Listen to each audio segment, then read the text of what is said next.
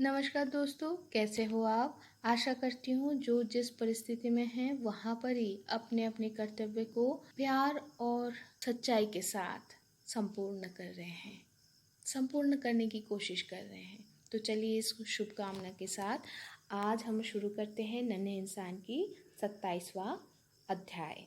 लेखिका श्रीमती बानी पात्रो। टाटा की तो दिन ऐसे ही चलती रही। दिन बीते, महीने जाए।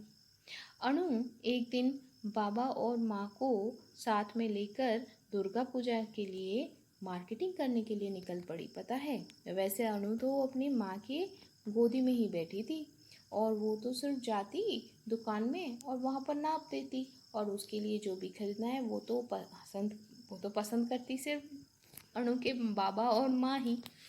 तो ये दुकान वो दुकान ऐसे बहुत सारे दुकान घूम फिर के फिर जाके अनु के बाबा और माँ उसके लिए कपड़े खरीदे। दुर्गा पूजा के दिन जो भी है, मतलब बांग्ला में दुर्गा पूजा जो है जैसे नवरात्रि होता है, नवरात्रि तो 9 दिनों के लिए होता है, लेकिन बांग्ला में दुर्गा पूजा जो पालन होती है वो पंचमी मतलब षष्ठी से शुरू होता है और फिर षष्ठी से दशमी, कहीं कहीं पंचमी से भी होती है। तो भाई उन 5 या 6 दिनों में वो तो अपने थोड़ा सा पैदल चल के और थोड़ा सा माँ बाबा की गोदी में ही चल के खूब सारे पंडाल में कहीं दुर्गा जी की प्रतिमा मतलब प्रतिमा की वो दर्शन की। अब ठीक है भाई, अब पूजा वगैरह सारे ख़त्म हो गए, अब तो पढ़ाई लिखाई के तरफ भी तो थोड़ा सा ध्यान देना चाहिए, है ना? थोड़ा तो सीखना पड़ेगा, नहीं तो वो नर्सरी स्कूल में कैसे भर्ती होगी। तो टाटा ही अब अणु को पढ़ाने की पूरा जिम्मेदारी उठा ली। सरस्वती पूजा के दिन नए किताब, स्लेट, चौक और पेंसिल लेकर पुरोहित के पास वो लोग गए। पुरोहित जी सरस्वती जी के सामने अणु का हाथीखोरी दे दिए जैसे टाटा की हुई थी। इसके बाद अणु को सिर्फ बांग्ला का सारे अक्षर ज्ञान, अंग्रेजी के सारे अक्षर ज्ञान और धारापात से सारे संख्याओं का नॉलेज हमारे अणु को टाटा ने दे दी। अर्थात जो लोग कहते हैं ना, माँ जिंदगी में पहला गुरु होती है, अणु के लिए तो हाँ भाई वो ही हुआ। टाटा अणु को 2 साल के लिए नर्सरी स्कूल में भर्ती करवा दी ताकि उसको स्कूल जाने की जो अभ्यास होता है ना, उससे वो रूबरू हो जाए, उसमें वो अभ्यास हो जाए। क्योंकि अब अणु के पिताजी अंग्रेज़ी मीडियम में उसको पढ़ाना नहीं चाहते थे।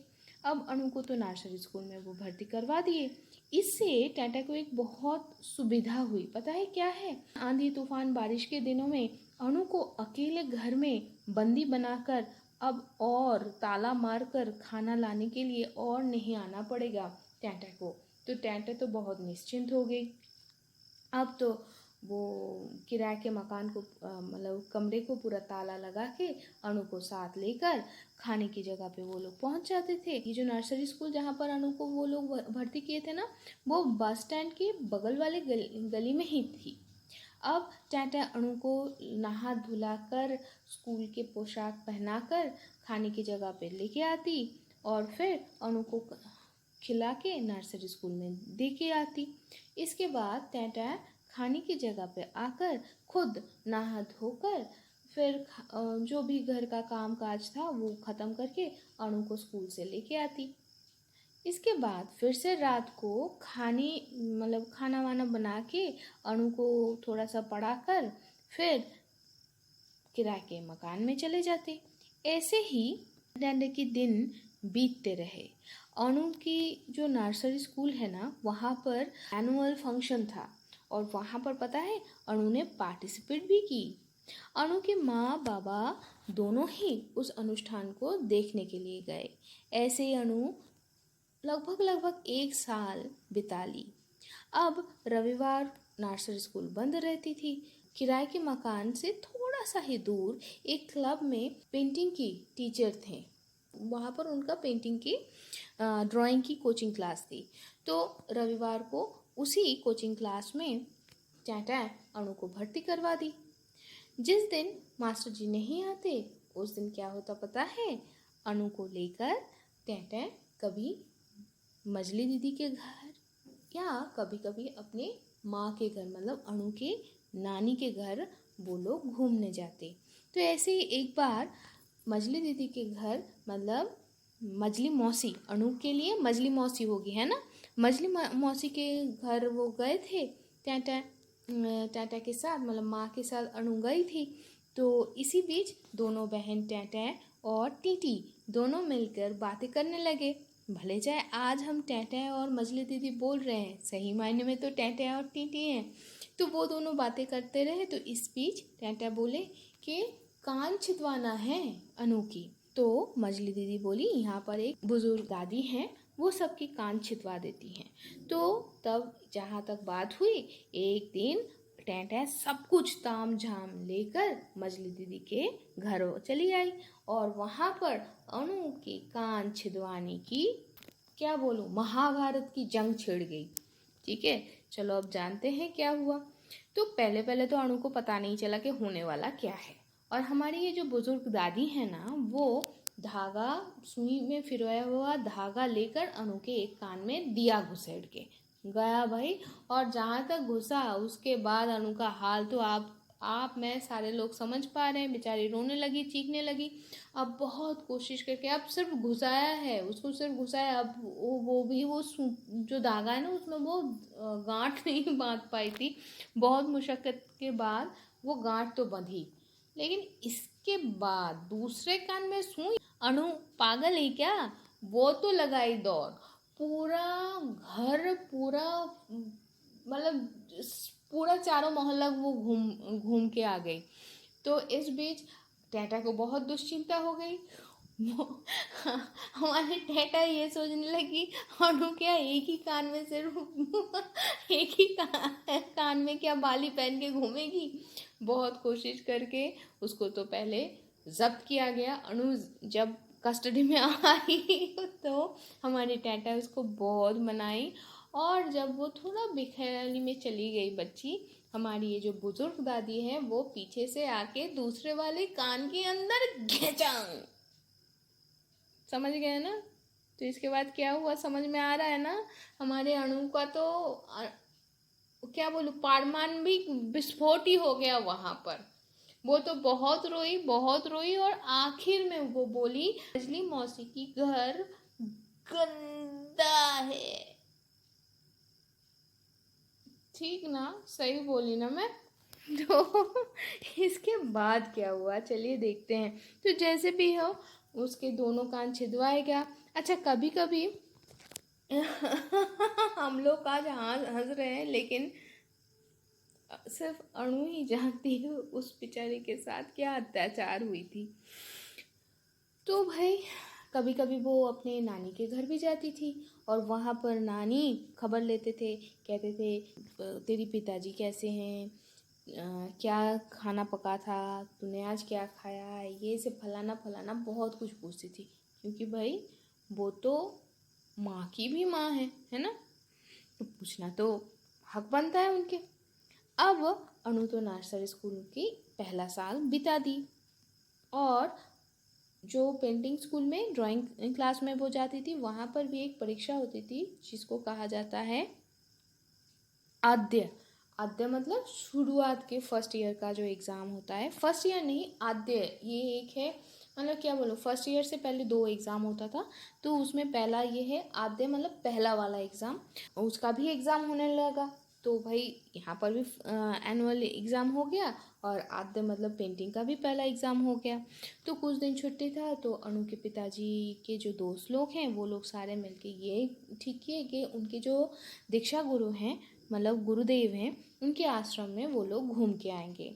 तो मूल जो आश्रम है वहाँ पर अगर जाना है तो भाई पहले ट्रेन में और फिर बस में बहुत सारा रास्ता जाने के बाद तब जाके उस बस रास्ते मतलब एक मेन बस रास्ता है, वहाँ में ही बगल में वो आश्रम है। और जब वो लोग उतरे शिव मंदिर दिखाई पड़ता है और उसके बगल में ही गुरुदेव की मंदिर है। उस मंदिर के अंदर गुरुदेव के ध्यान मग्न एक मूर्ति स्थापित थी और उसी के नीचे गुरुजी को ध्यान मग्न अवस्था में ही समाहित किया गया है। और उसके राइट साइड में दाहिने तरफ आश्रमिक लोगों के रहने के लिए सारे कमरे बने हुए हैं और उसके बगल में ही एक 2 मंजिला मिट्टी के मकान है। उस मकान के ही एक कमरे में गुरुदेव के व्यवहार किया मतलब इस्तेमाल किया गया सारी चीज़ें अभी भी संरक्षित किया हुआ है।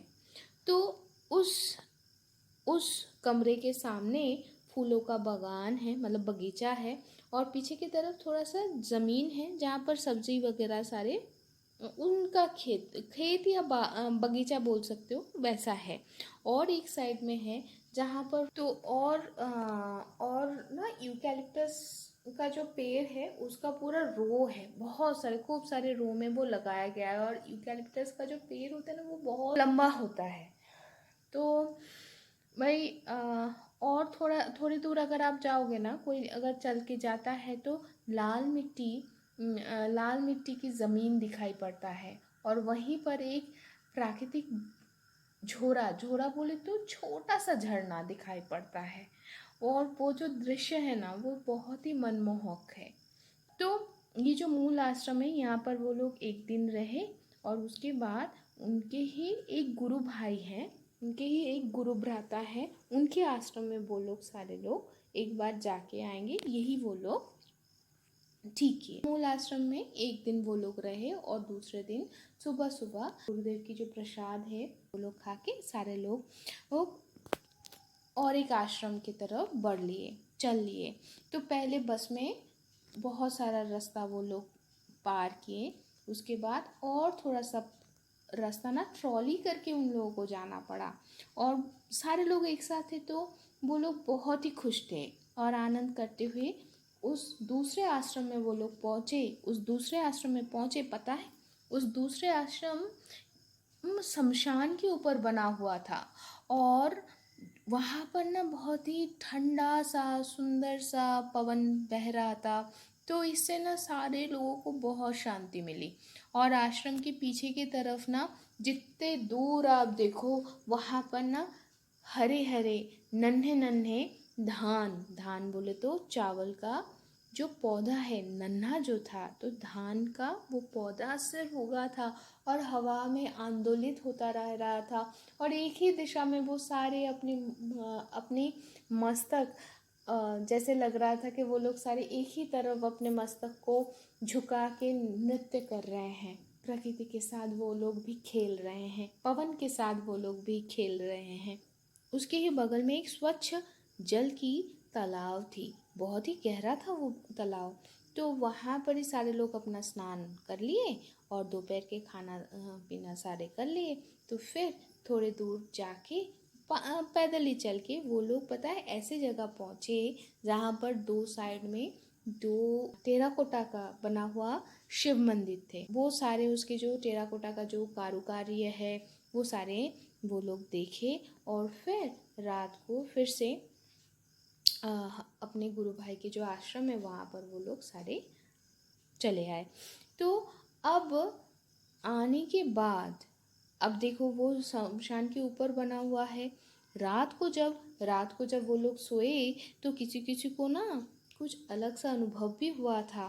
तो अब अनु के पिताजी के जो दोस्त लोग हैं उनमें ही एक दोस्त की जो पत्नी थी वो गुरु दीक्षा लेने के लिए आई थी।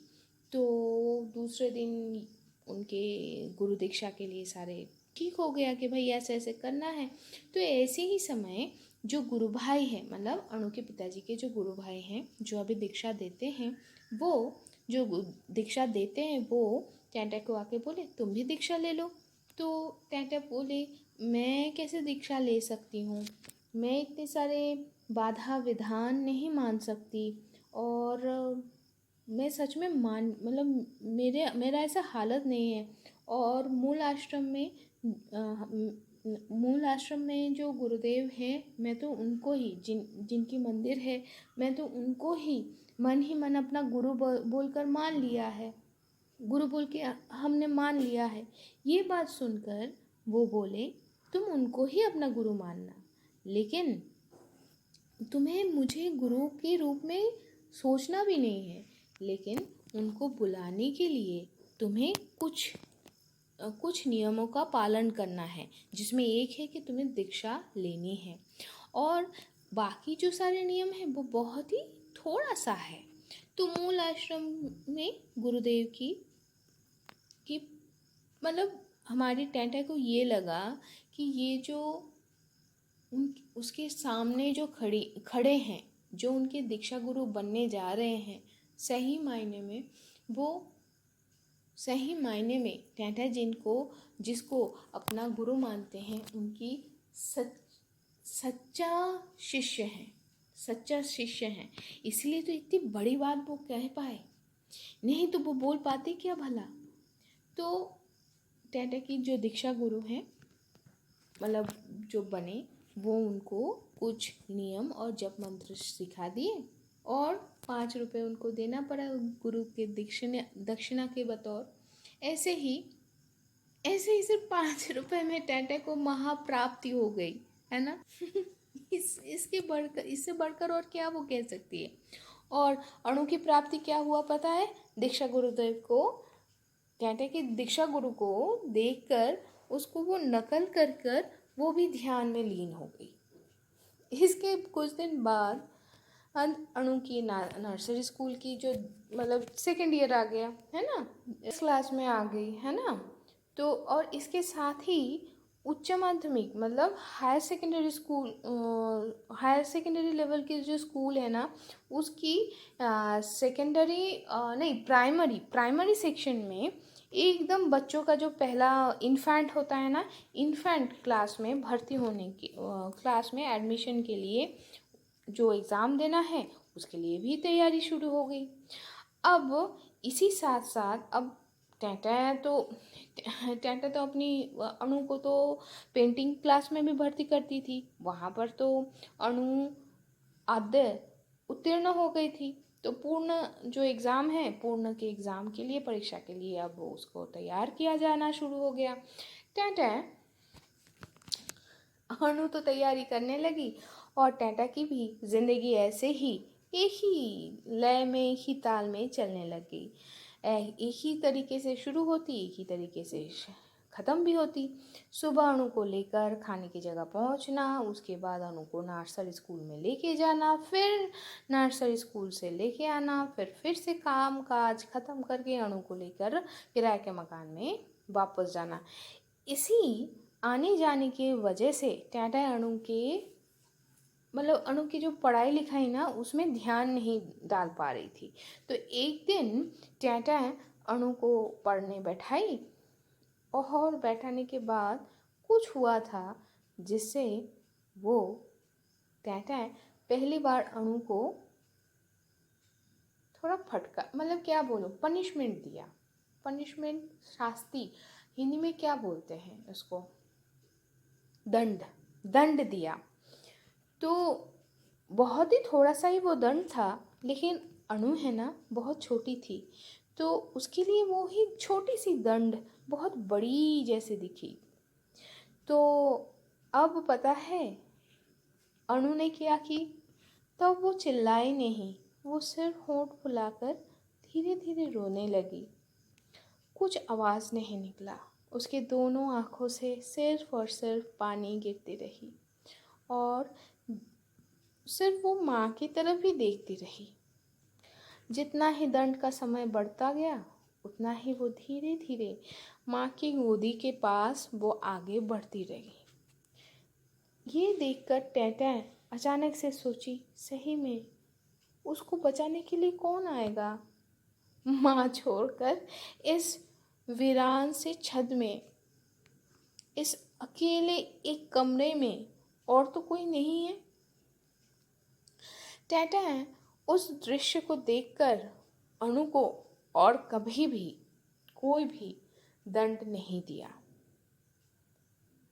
तो आज की कहानी तो यहाँ पर ही ख़त्म होती है, लेकिन एक बात बोलूँ, हर बच्चे के लिए उसका सबसे पहला जो त्राता बोलो, ताड़िनी बोलो, या सबसे पहला जो दोस्त बोलो, सबसे पहला जो दोस्त बोलो वो सब कुछ, त्राता बोलो, तारिणी बोलो, सबसे पहला दोस्त बोलो, वो सिर्फ और सिर्फ एक बच्चे के लिए उसकी माँ ही होती है। हाँ, पिता भी होते हैं, हम ज़रूर पिता को अलग नहीं सोचेंगे, पिता को बाहर नहीं कर देंगे।